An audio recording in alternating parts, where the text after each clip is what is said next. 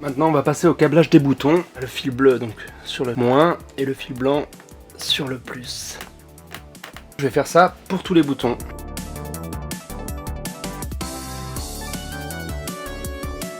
On va passer au câblage du joystick. Donc bien s'assurer que le côté blanc de la nappe se retrouve du côté du joystick. Le côté rouge avec les écritures de notre côté, comme ceci. Et donc la même chose pour le second joystick. Toujours le côté rouge vers nous. Et donc voilà à quoi ressemble le panel avec tous les boutons câblés.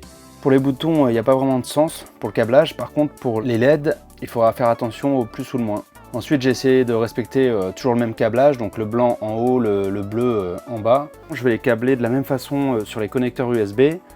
Donc ça sera K1, K2, K3, K4, R1, L1 et la même chose de l'autre côté.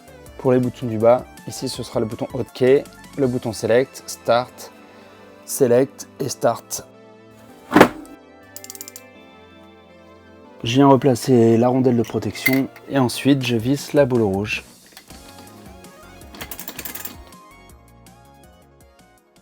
Donc ça, ce sont mes deux encodeurs USB pour câbler les manettes.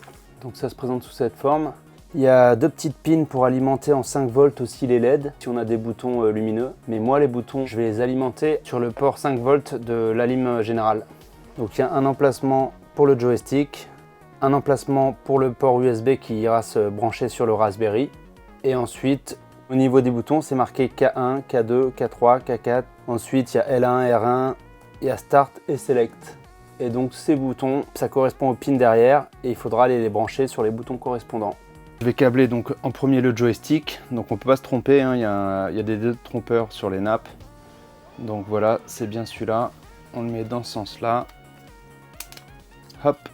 Et ensuite les boutons, donc je câble le premier, hop. Voilà. Et pareil pour tous les autres boutons. K2. Je vais câbler ensuite le connecteur USB qui va venir se câbler ici, qui va venir ensuite sur le Raspberry. Il y a un détrompeur donc on ne peut pas faire d'erreur. Et voilà. Et voici une fois le câblage terminé et le connecteur USB que j'ai collé à l'aide du scotch double face sur la paroi. Pareil pour l'autre côté. Ensuite, je vais venir le coller juste en dessous. Hop, je détache mes scotch double face. Donc ça c'est isolant, donc pas de problème.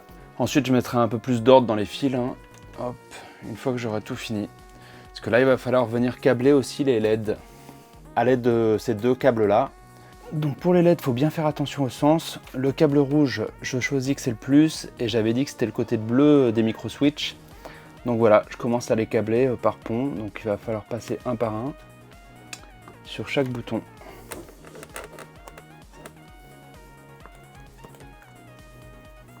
Donc voilà pour le câblage du plus des LED. Hop. Voilà, ensuite ça descend. Hop. Ici sur le Select, sur le Start. Le bouton Hotkey. Hop. Et ensuite ça partira vers l'alimentation générale. Donc maintenant que le fil rouge est câblé, il faut que je câble de la même façon le moins.